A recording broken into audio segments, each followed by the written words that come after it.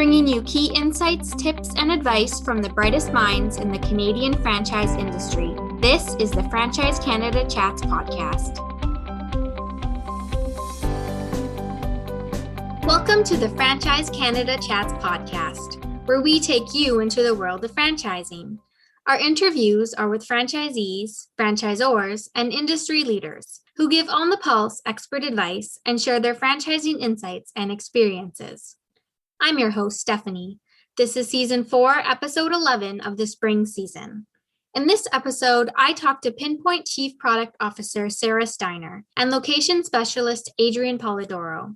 Piinpoint uses location intelligence powered by AI to help businesses and retailers find the best locations for expansion. Here, Sarah and Adrian share how the company uses a variety of useful and unique data collection techniques to help business owners find prospective retail locations, the many brands that Piinpoint has successfully worked with, including some fellow CFA members, and the new Piinpoint Grant Program that Adrian introduced during the COVID-19 pandemic, including the value it brings to business owners and franchisees looking to expand in their communities. Enjoy the episode. So my first question is for Sarah. To start, can you tell us a bit about Piinpoint and how it came to be? And what does your role as Chief Product Officer entail? Yeah, for sure. So I'm going to start with a little story about our CEO and co-founder, Jim Robeson. He came from a small family background. They owned a deli out in Gananoque, Ontario. For those who are familiar with Prince Edward County, Jim and his family wanted to open up a second location after being in the business for 20 years or so, a long time.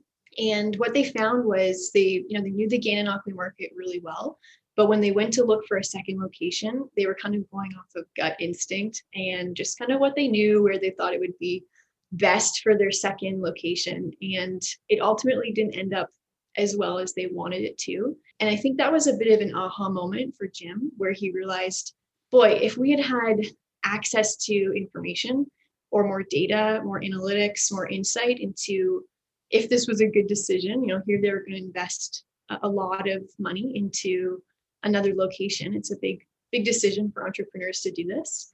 And had they had a bit more insight, it maybe could have gone better. So that was kind of where the idea of Piinpoint was born. And he then went to UW to make something of it. It's where he met our co-founder, Adam Saunders. And Adam had been working in the GIS space, which is Geographic Information Systems. It's for mapping and data. He'd been working in that space for a while and noticed that there's some pretty clunky, outdated software out there that businesses, particularly retailers, are using to make these types of decisions around where to put a location. So the two of them paired up, started Piinpoint, went through a few different acceleration programs in both Waterloo, Canada, but then also in the States. They were part of an incubator program called Y Combinator. And then when they came back to Canada, they continued to build the product and team. And that was 6 years ago. So that was when I got involved. It was back in 2015. I met them through the University of Waterloo. And now I lead our product development and really kind of trying to build on, why are we building what we're building and how do we do it? Awesome. And Adrian, what about you? What does your role as location specialist entail? Yeah, it's pretty straightforward. Think of it as like the first point of contact for potential people who are looking to maybe use Piinpoint services.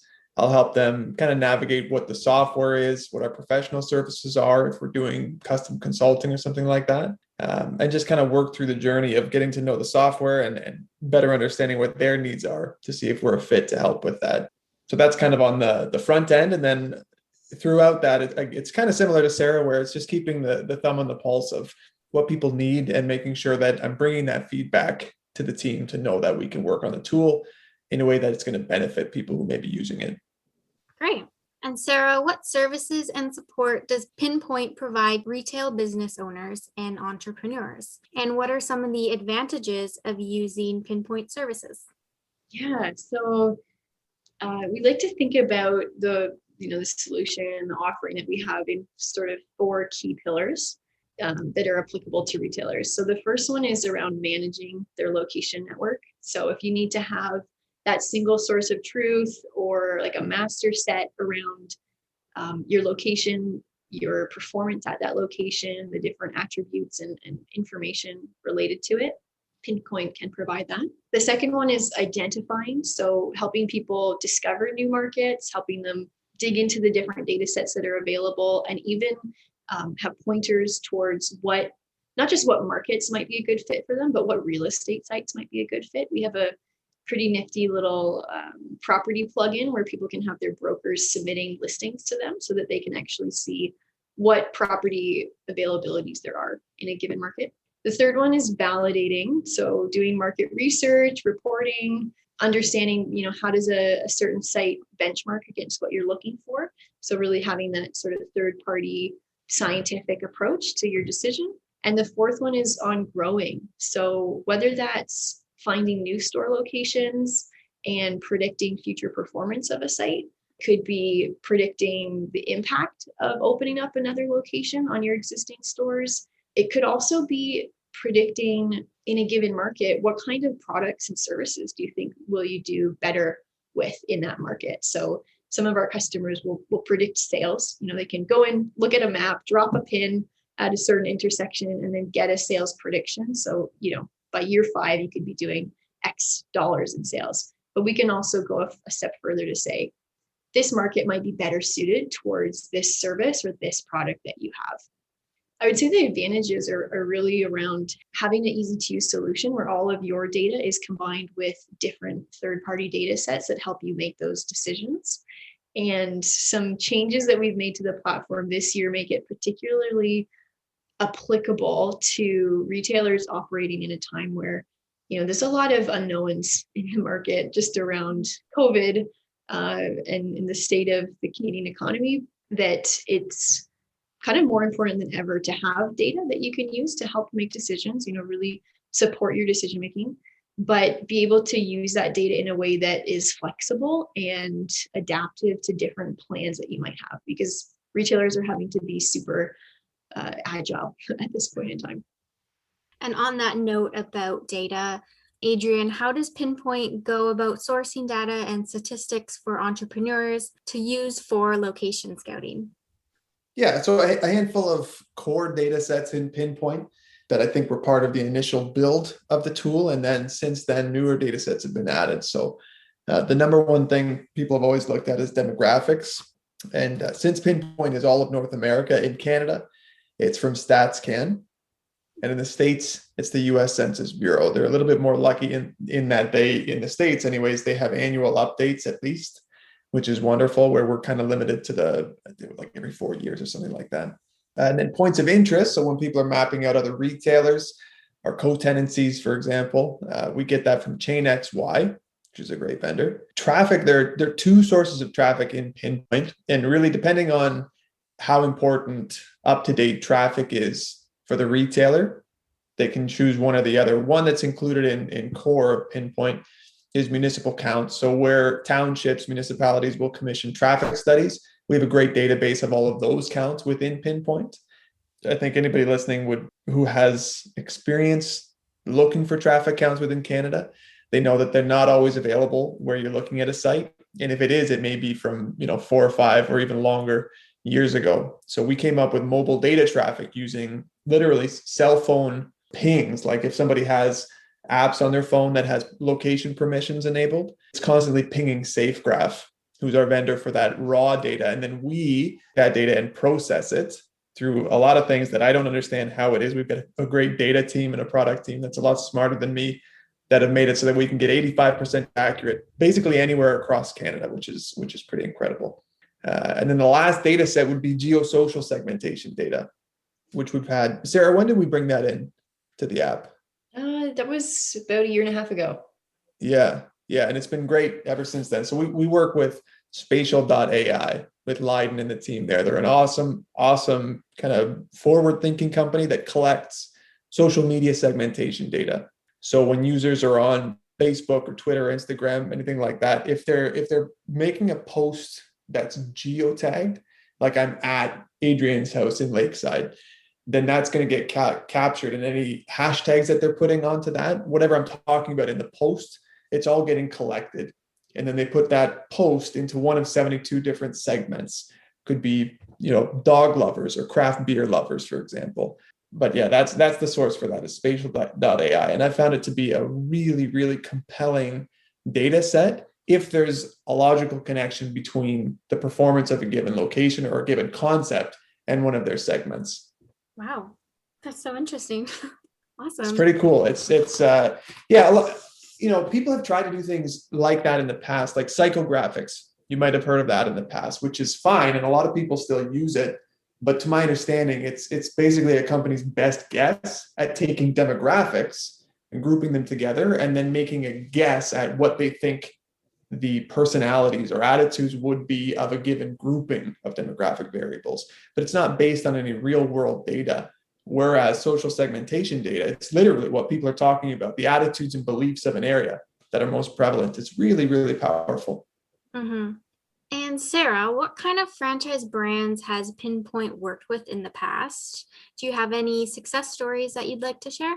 For sure. I can share a little bit more about that. We work with lots of different Canadian brands, some who are CFA members, some that probably are not, but they range from, smaller businesses with maybe, 5 to 20 locations all the way up to your national or multinational brands.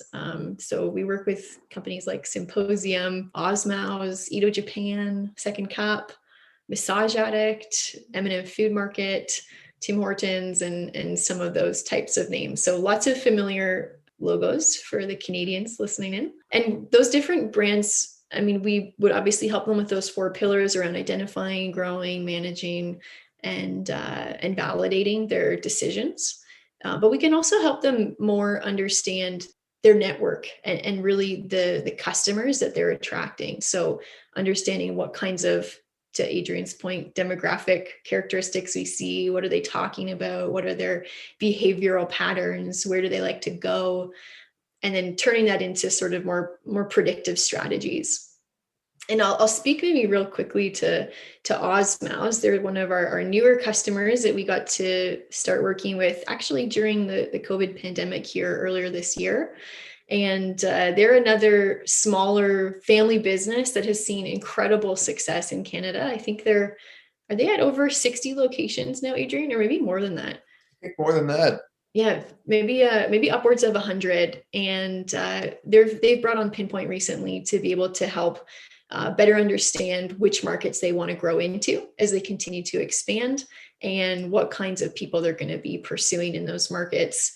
They also are using some of that mobile location data that Adrian talked about, and in particular our traffic counts to really get a sense of, okay, if they're looking at a certain site, they want to see the types of volumes that are coming by on that roadway, and if they're going to attract enough of a customer base to come in and purchase products from them. Interesting that you say that. I believe Osmos hit 100 locations last fall because they sent us like a press release about it. So Amazing. It's so cool to know that you guys kind of helped and were behind that. That's awesome. Great group of people, like a really, really good. I love the family, the team of people that they've brought in to help them scale. Like it's one of those organizations that I'm just so happy to be partnered with. I want to see them grow and grow and grow. They're great. Mm-hmm. They seem to be doing really well. We hope you're enjoying this episode so far.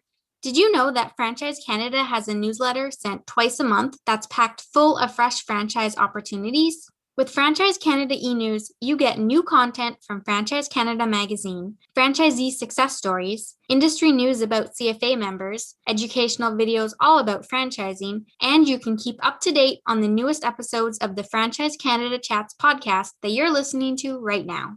Plus, by subscribing to Franchise Canada e-News, you get a free subscription to Franchise Canada magazine. Subscribe now at franchisecanada.online. Now back to the podcast episode you were enjoying. Adrian, can you tell me about your new initiative called the Piinpoint Grant Program and how it came about during the pandemic? Sure, happy to. So the Piinpoint Grant Program, I'll talk about essentially, how it came about and what it is kind of one and the same. Being a small company that Piinpoint is and the team that we are, we're pretty careful in who we bring on and the kind of culture that we have. It seems to be very open and conscientious people that genuinely want good things for other people. So kind of in discussion through the years, it's always been, well, how do we support? It's a tough piece of the market is people getting into starting to grow, whether it's the first location, their second or third, but not at the point yet necessarily where they have a great budget to be able to buy analytical tools and to get the support that would really help them grow in an intelligent way. Like Sarah talked about at the start, that's the roots of Piinpoint, the Robeson General Store, and that whole kind of catalyst for wanting to be able to make better decisions using data. So we've always had that as an objective to be able to support that piece of the market, but the metrics just don't make sense a lot of the time. So it's been something we've been swirling around for a while. How do we do that? And then we came to the point where we realized we just need to be able to offer something to them and essentially eat the cost of it, but be okay with that because it's a way to give back and it's a way to help support the industry across Canada, across the States. That's been so good to us. We're really, really lucky, really, when you think about it, for a company to start and to be able to work within an industry and grow to the point that we have the kind of logos that or clients that Sarah listed off there. Like, that's an amazing thing in a short period of time for a small group of people to accomplish. So, how do you give back? And so now relating it to the pandemic, when this happened, I remember we were sending emails around internally and trying to figure out, well, how can Piinpoint help? There's one thing about helping our current customers and sort of rejigging contracts maybe, or just helping people with the financial aspect that we could, current customers, to get through when the uncertainty happened. But there's not a lot that we could do to help people respond to the pandemic using Piinpoint. So using the tool that we have, tried to think of ways that maybe we could pivot, maybe we could make a couple changes that people could then actually use Piinpoint to change in their operations to respond to the trends emerging amongst COVID. But it's just not a fit. That's not what Piinpoint is really great at, those pillars that Sarah talked about. But it isn't great, for example, at how do you cut your operational budget by 75%, to match the reduction in traffic you may have seen during this time. We just can't help with that. But what we did identify is that it takes people entering into the retailing space across North America to be able to innovate and to be able to grow that industry. So that's where we decided we could probably help is just being willing to spend time with these people and give some access to Piinpoint and give some insights to make sure that those initial openings, as you know, Stephanie, working with the CFA, are so important. Like that first, second, third, they're so crucial to make a splash. Mm-hmm. That's where we can help. That's where we can help them make the best decision that they can without having to spend the same kind of budget that a bigger brand would.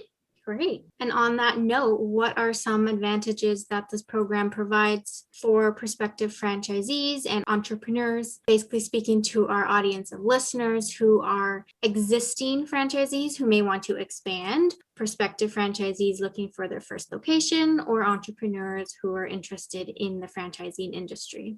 Yeah, good question. So really, I think for kind of all those three buckets of people, the use case is similar in, like we discussed, those initial openings are so important. And the value that the grant program brings is the ability to compare sites that they may already be looking at, but from that data-driven perspective. So a lot of people will work with a real estate broker, a commercial real estate broker, which is a really good thing. And once you get to the actual lease negotiations and the transactional aspect of that, it's important to be with somebody that you trust. They'll also give you some insight into the sites, how they compare against one another. But what we find time and time again is people want to have a little bit more control. They want to be in the driver's seat a bit more and to be able to find the insights that they're looking for when they need them and not necessarily waiting to hear back from somebody or not necessarily feeling like they may be a burden. If, a lot of these people will feel, I'm only doing one site with a broker and I know this broker is working with huge clients, I might not get all of their attention right away, where this gives them an opportunity to answer all of their data questions ahead of time. And then when they do go have that conversation with their broker, it's a really meaningful one. They can get the maximum value out of it because they're speaking the same language. They already know what's happening at a site. The broker knows what's happening at the site, and they can, make good use of their time when working together. So that's to me the big value in it. It cannot replace the work that a broker does, and it only serves to augment and support the work that the broker and the franchisee or the entrepreneur may do together. Perfect. And Sarah, what, if any, impact has COVID-19 had on Piinpoint? And beyond the grant program, how else has Piinpoint adapted in response to the pandemic? Well, we've had lots of impacts from COVID-19, I think. For one, our company is now working completely remotely, like many other businesses. So there was certainly lots of change. I think kind of like what Adrian was talking about just a bit ago, we didn't drastically pivot our business model during this time because we've certainly heard and felt from the industry that data like ours and analytics and tools to help with decision making maybe play more of an important role than ever when you're operating in this kind of uncertainty. But what we did do this past year was actually come out with a new feature set or module, whatever you want to call it, around network simulations. And basically what it is it's a scenario planning tool where retailers can take kind of those models and those data sets that we have and put them together into different scenarios that might play out. So depending on what happens with COVID, depending on what's happening with, if there are lockdowns, depending on what's happening with the real estate market and where they might find new opportunities, they can really plan out different changes to their network. So if they're going to add a store, remove a store, relocate maybe to a new market, maybe try a new store format, and do a bit of a renovation. Like there's lots of different events that they can simulate. And then basically what it does is it tells you what your net impact would be to the business. So if you do X, Y, Z, and A, then this is going to be the outcome. And you can kind of predict what might happen before actually having to just wait and see. So that's been a really, really interesting innovation that we've come up with over the last year. Game changer, by the way. Sarah's maybe underselling it. That's crazy to be able to list off multiple things to be happening within a portfolio and run a simulation that takes all of those into account with a nice little user interface to show you what's happening. It's crazy. It's crazy. Mm-hmm. That sounds super cool. And Adrian, with the Piinpoint Grant Program, are there any successes you'd like to share? Do you have any short or long-term goals for your program? The goals, I want to help everybody that I possibly can, and the team feels the same way to, if there's anybody that it's a fit for, that's looking to get some support in these openings, these initial openings, that we have the capacity to do, like, look, running a grant program or what do you say, like corporate social responsibility. None of that is our strong suit. We haven't done that before. So it's not what we specialize in. We specialize in this software, our modeling, predictive modeling capabilities and running the company. This is a new thing for us, but we still have to maintain the company and grow the company as best we can. So capacity is, as in every organization, it's a real constraint, but I want to be able to support as many people as we can while managing the priorities that we have. But regarding a good use case so far, Sarah worked with somebody not too long ago that it was a great fit for. Yeah, this was kind of a bit of a beta participant. So we've really just launched the program. So no completed success stories yet of someone who opened up a location and it worked out. But I worked with a organization called Kind Yoga. They're a one-shop stop kind of place. It's a yoga studio based out of Markham, Ontario, if anyone's from Markham Stouffville area. And it's a really beautiful little studio located outside on a farm, right near a farmer's market. So people can go do their yoga, walk through the fields, experience nature, that whole experience. And what we did was we worked with the founder of Kind Yoga, Ellen Reeser, to kind of understand what the characteristics of her market are, because she was looking to open up another location, maybe in the Toronto area, but actually more specifically and more recently in Squamish, BC, which is totally different. And, if you don't know a market, again, going back to sort of like the story with Jim and his family, if you don't have that local market knowledge, it's really tough to know where to hone in on and what kind of parts of a city or town you might want to consider. So what we did was we looked at the Markham market. We looked at sort of, okay, how many people live within a certain radius? Well, actually, we didn't use a radius. We used a drive time. So if people are going to drive about 5 to 10 minutes to get to yoga, we looked at how many people there might be. We looked at, income, age, all of those demographics. But then we also pulled in some of the other data sets that we talked about earlier. specifically geosocial. This is a really cool application of this data set. So we looked at what geosocial segments were most highly correlated within the area that she has her current studio. And the segments that came out were all related to farm culture, yoga advocates, and mindfulness and spirituality. So those are the themes of what people are talking about at that location, which is completely telling of we know why, because there's a yoga studio there and there's a farmer's market there. So that's what people are communicating on social media. So what we did is we then looked at those types of pockets within Squamish where those behaviors were really highly indexed. And those were areas that she then pursued real estate opportunities in. So it's just a really neat way, again, of taking, in this case, she had a location that she could use as sort of like a baseline. Like these are the characteristics that I want to be able to see. And it's that kind of information that can just give you a little bit more confidence than when you're going into a new market and give you pointers on where to look first. Wow, that's amazing. Can you talk about the importance of finding the perfect location for a new franchise? And how can prospective franchisees mitigate the risk of choosing the wrong location? Okay, yeah, I'll try and keep this one brief. So we always talk about how site selection and choosing real estate locations, it's a bit of an art and it's a bit of a science. The science is having access to data largely and knowing what to do with it. And then the art is really having that local market knowledge, which you can either get from being and living and breathing in a certain area and understanding hotspots and what people are like there, or working with a broker. To Adrian's point earlier, there's lots of brokers that carry that sort of boots on the ground information about different cities and neighborhoods. There's definitely those two things that you can try to harness if you're looking to mitigate the risk of opening that first location or any location for that matter. The importance is, we've talked about this a bit, it's pretty significant. I mean, people make $1 million investments in real estate. Even if you're not purchasing a property, rents are quite high in most urban and suburban markets in Canada right now. So it's a big investment. And we are seeing that overall, there's more creative leasing formats coming out where sometimes landlords are willing to experiment with some shorter term lease arrangements or maybe creative space partnerships. But usually when people are picking a site, opening the business, a long-term lease is sort of to be expected. So you really want to make sure that when you're signing off on that it's going to be a good decision and something that will work long-term. Mm-hmm. Great.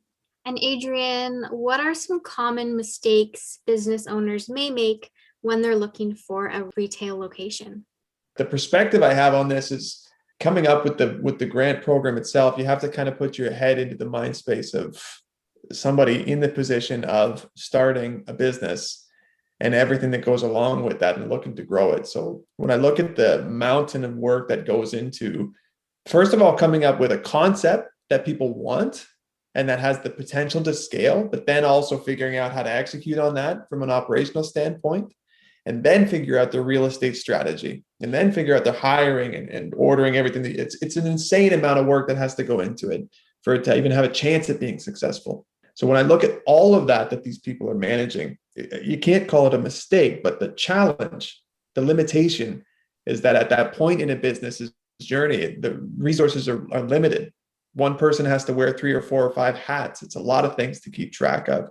So what I see the biggest challenge is the founder, the owner, the manager trying to do all those things with the business and choose the perfect site and figure out exactly what to let their brokers know, the real estate brokers. Hey, this is where I'm looking. This is what's important to me. This is what I'm looking for. It's so many things to balance. So it's not, I don't think it's a mistake so much as a hard position to be in, a very challenging position to be in. So hopefully that's where the program can help. It's at least to knock off some of that stress, some of that workload that goes into finding the right location. Okay. And the next question is for both of you. What are some key lessons you've learned with Piinpoint over the past year or throughout your entire career with the brand? So Sarah, do you want to go? Yeah. I can start, and Adrian, you can jump in. Kind of had some thoughts around, what advice I would have specific to COVID and sort of this like post-pandemic reality that people are in. So some things that have become like very clear to us this year is that there's a really significant shift happening with consumers. And there's a totally different type of consumer that retailers are now, serving and learning to adapt to in three sort of ways. So first of all, consumers are becoming more and more adaptive in the way they want to shop. People saw that significantly with online sales and every generation adopting, e-commerce and curbside pickup and all of these different kinds of delivery channels. So that's something to keep in mind, when opening a new business. Another thing with consumers is that they're becoming more dispersed in where they live. For a long time, like a dense downtown urban market was kind of the be all end all for the best real estate and where you could really capture the best market. And downtown rents and real estate really are not as attractive as they used to be, just because of COVID and, the effects of social distancing and lockdowns and things like that. So more and more people are moving, and there's a bit of a migration happening to the suburban markets. And I would just say, those aren't markets to be maybe looked over as much as, in the past, people have kind of tended to gravitate towards that like really urban market. And then the third thing that I'll maybe just speak to is I think people are becoming more and more conscious around, where they spend their money, what their priorities are, how they want to spend their time. I mean, you see it even just with a lot of people working from home and no longer commuting. I think people are discovering new things that they want to do with their time. And COVID's kind of been a real, perspective knocking kind of experience for everybody, where you sort of think about a little bit more about what your priorities are. And I think that needs to be reflected in retail in order for people to kind of, or for businesses to continue to secure people's wallet share, if you will. So that's a couple different things just around consumers. And I think we're going to see really changed behavior for a long time because of COVID. Yeah, I agree 100%. And Sarah, we have every Monday, we have a team, just lunch, just a Zoom call. We were talking about not even specific to retail, but just people's behavior in general. And now it's changed right now. We were talking about when you watch TV or you watch a movie or something and people are getting too close, that anxiety you feel. You think like, well, no, you can't go in that, wearing a mask, like that weird thing that's happened right now. Or you said that, I'm sorry, was it your friend or was it a cousin of yours that just had a baby, Sarah? Oh, cousin of mine. Yeah. A cousin of yours just had a baby. And when you went to meet the baby, you had to stay 6 feet apart, can't hold the baby. Like these weird, it's almost like, I think the one of the things I said was that we look at these behaviors now and that's what feels normal. And we compared it to, meeting rooms we used to have where you're doing an interview or maybe a couple of people are on one call and you book a room and you go and sit down at a co-working space. And it's like, it's like a booth of a train and you're sitting there and everyone's breathing the same air. And for all these years, you just didn't think anything of that. But the thought of that now is like, oh, gross. Like I'm breathing at you, you're breathing at me, we're talking. That seems so foreign. But the thing to remember is that that's not, this isn't exactly related to retail, although I suppose there are retail implications. It's like, that's normal. This isn't normal. We've shifted. A lot of us, I think, have made the shift in believing that this is normal, but it's not. People need to be close to one another. There's something about being close and establishing whatever in each circumstance, what's the comfortable personal distance that people maintain. It's kind of like a dance that happens when people are standing next to each other talking. That's normal. That's all part of people getting to know each other and develop relationships. So it's really, really interesting to see the changes that have been made in people, but also the retail shopping experience. I was just talking with somebody in San Francisco before this call, and I was asking, what's it like there now? He was saying, it's like, maybe 50% of businesses are open. But what's interesting is that people at the grocery store are used to lining up 6 feet apart. And then the cashier is saying, okay, go here, go there, go there. But then one day, the cashier said, okay, no, you don't have to line up anymore. We don't have to tell you where to cash out. And it's like now it's learning again for people to figure out, okay, I get my groceries and then I go to where I normally check out and I just check out in a normal way. Like there's going to be a shift back to how do you start to, I suppose, thinking about the retail environment. Like whenever we make it to the other side of this thing, when are the extra precautions going to be pulled back, in the retail environment, the plexiglass, the 6 feet apart, which way to go in the aisles, the direction of the aisles, all these things that it's like, we really have to tip our hat to everybody who established those things. And as a culture to have adopted those new norms, how long is it going to take once we're able to roll back and go back to the way things before? And what things are going to remain from this? Like, yeah, maybe it is more sanitary to maintain your distance from people. But again, that's part of the experience is to, like, and in bars too, like there's areas. I remember watching Bar Rescue with John Taffer. If you've ever watched that show, it was so entertaining. I forget what he called it, but he came up with an idea that for people to get from one area within a bar or a dancing club or something like that to the next, there's like a corral, an unnecessary tightening of an area to pass through to force people to kind of like get close to each other when they're walking through, because it forces those social interactions. Those are interesting, I think, choices that retailers, that restaurateurs have made to encourage the ambience that they're trying to set up. And certainly you can't have that now, but how long until people can have that again? Mm-hmm. Big tangent. Anyways, that's what I've been thinking about sometimes. Yeah. Well, it makes me think of one other thing too, and that's that because we're not back to normal yet, and there's still going to be a bit of time until that happens. I think there's still an opportunity for retailers or new entrepreneurs who are starting out to really be experimenting with different formats of retail or service, whatever it is. Like there's a grace period still with consumers where they know things aren't going to be quite the same as they were before. And there might be different ways of how a business looks. And I think it's like, what's the saying? Don't waste a crisis, right? There's some cool experiments that people can take advantage of doing right now that normally consumers just wouldn't maybe adopt it. But right now we're in this sort of crazy in between. And so there's that opportunity. Mm-hmm. Yeah, great point. Okay, final question is for both of you. What advice do you have for those who are considering franchising right now and may not know where to start, either in general or in finding the right location?